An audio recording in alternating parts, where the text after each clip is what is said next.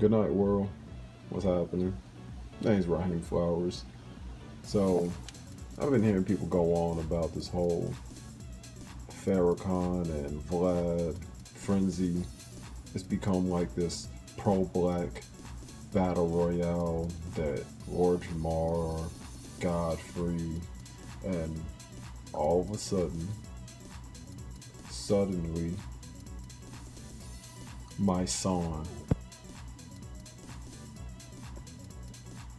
all got involved in Royce the 5'9", them having these exchange and back and forths and retracting statements referring to my song. And they said that they're not going to stand for what Vlad did to the minister, which was misquote him. Well, guess what? Why? Guess what? I'm not going to stand behind Farrakhan. Like, you think that this is a W for black people? It's not. First of all, if we want to get on the subject with Vlad, let me tell you something. Godfrey or Jamar, knowing full well, very aware of the fact that Vlad wasn't even paying you to be on his platform, and yet he was being paid for it. He wasn't even breaking bread and giving you a fraction of your time being spent doing interviews. And he said this on his own admission. Even Godfrey has conceded to this, and I believe Lord Jamar has too. But now they're going in on these Godcasts.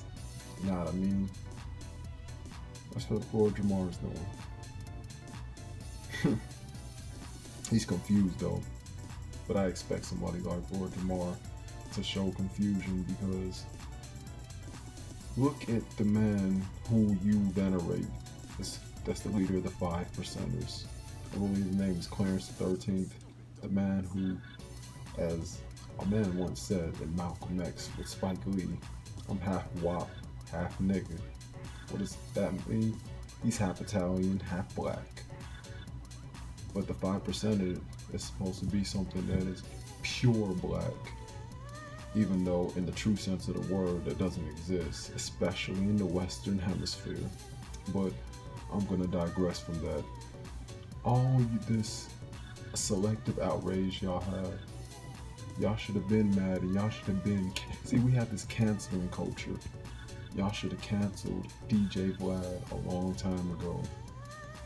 And now Vlad is trying to milk these interviews by bringing Charlemagne back into the equation, because he knows that without Godfrey, without Lord Jamar, his channel is going to start declining. Granted, you do have the likes of Boosie to keep things entertaining, and I'm sure you got other cats out there, but you know that when it comes to the essential people who were a part of their interviews, he's missing two big pieces off of his chessboard.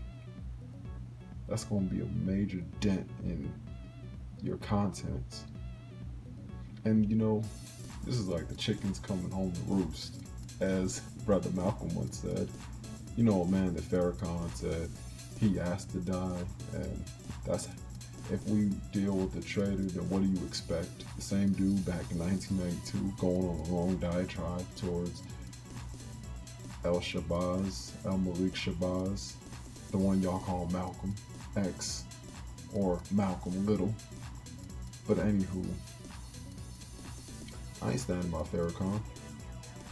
Farrakhan stands still with Dr. York, a man who, it's no secret, was a raging pedophile, just like Jeffrey Epstein. Yup, this is who y'all call the honorable minister, a man who got on a podium and went on a long rant talking about, did you Muslims kill Malcolm? And said this. And what if we did? What is it any business of yours? His words. Give you the audio recording, I'll have the citations up for it. So I find it so hilarious.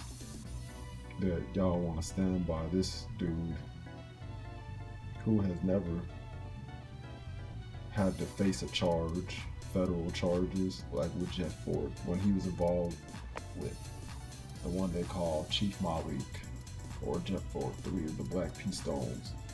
So you were aligned with Jet Ford, Muammar Gaddafi, and yet you ain't do no federal time. You think because you have books like The Secret Relationship Between Blacks and Jews, you think that there are people who can't see past that? Because there's Farad Muhammad, not Noble Drew Ali, but Farad Muhammad, who has that lineage. Always have to consider the source. The irony is my dad says that, but Farrakhan is somebody you have to also consider the source with. A man who has also bigged up L. Ron Hubbard's belief known as Scientology. A man who never even denied that the nation had an involvement in Malcolm's death. A man who looked at Dr. York as his brother still.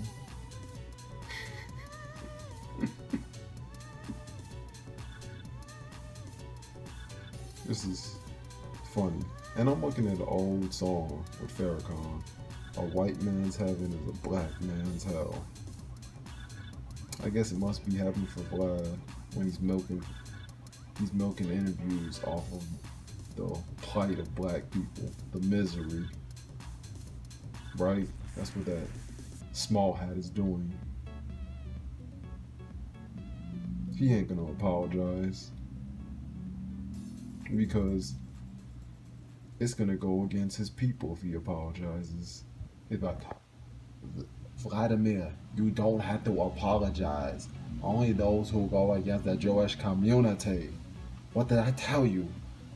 You don't apologize to that guy. Fucking ass.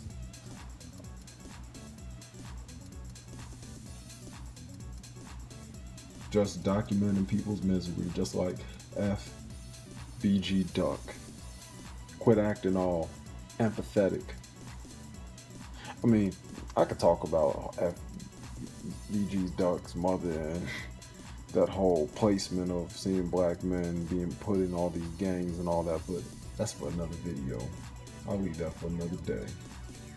But yeah, I ain't standing behind Vlad, and I ain't standing behind Farrakhan.